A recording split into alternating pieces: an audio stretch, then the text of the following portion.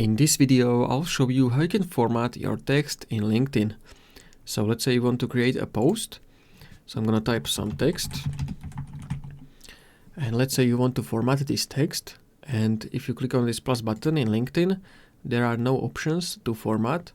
So what you can do, you can select your text, then press Ctrl+C and go to Google Docs, so docs.google.com.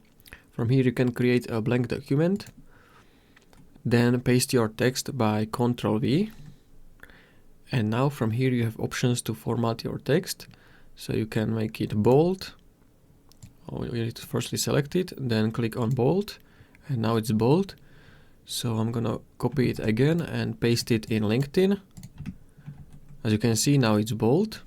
So if I type, all my text is going to be bold in LinkedIn, as you can see.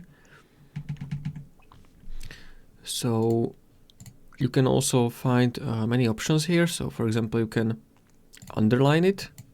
So I'm gonna choose underline, and this is not working. So not every format option in Docs will work at LinkedIn. So let's say I added some text and you want to bold only this format. So I'm gonna copy format, and you need to choose bold.